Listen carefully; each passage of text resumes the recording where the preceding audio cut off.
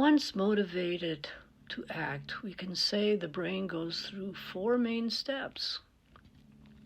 We perceive, we feel about it, think and plan about what to do, and then we act in the world. If it is rewarded for the action, it may become a habit. If we are afraid, we may feel trapped and fall into our lower nature, the survival mode. And then those 4 steps, in the same order, can turn into lies, selfishness, blame, or we may freeze, flight, or fight. I gave each step a widget name as seen above. Personality is a product from the inherent size of these widgets and other traits, and of how well the widgets learn to grow and do better or worse, and of course, how they are rewarded. Personality is a product of how well or strong any of the widgets become.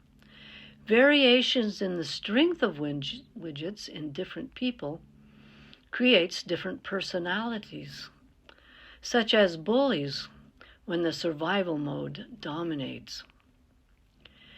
To see how men and women differ, we need to understand the normal curve of probability, the bell curve.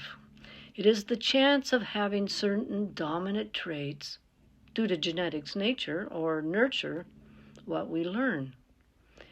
It only takes 44 randomly chosen people to get this normal curve if we measure just about any trait, but of course, there will be less extremes. Widgets shrink or grow over time, and men and women can become even more different or more alike. Let's look at the probability of the difference in a random group of people. Some of the main traits men and women vary on are emotional IQ, the ability to relate, or the gregariousness, the tendency to try and dominate. If we look at the height of men and women, not a mental trait, but for illustration, men vary from very short to very tall. So do women, but the average male is taller than the average female. However, some males are shorter than the average female, and some females are taller than the average male. When it comes to nurturance, emotional IQ, and empathy, the average woman scores higher than the average male. However, some females score less than the average male, and some males score higher than the average female. One of the male tendencies that I think is a genetic trait is the ladder of status. Who is the toughest, such as the richest? Who possesses the most stuff, the most women?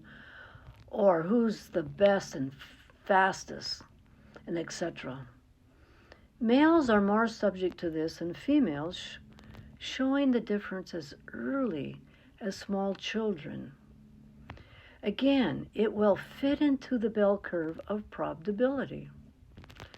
Women may also compete in a ladder, but usually it will be one of who is the most nurturing and try to dominate through nurturance, the bossy little mother figure.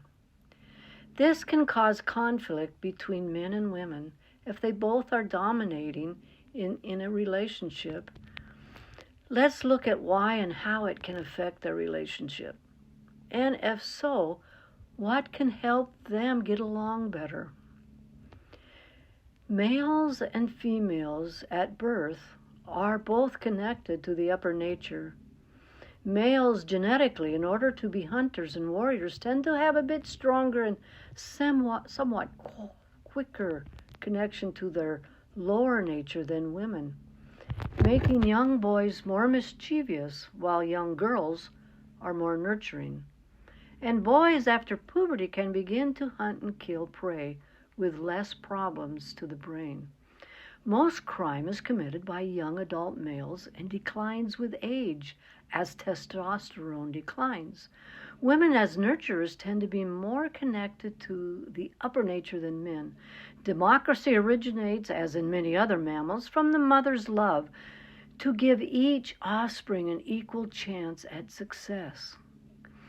As nurturers, women have a great need to feel safe and loved, which is nature's way to keep children safe and loved.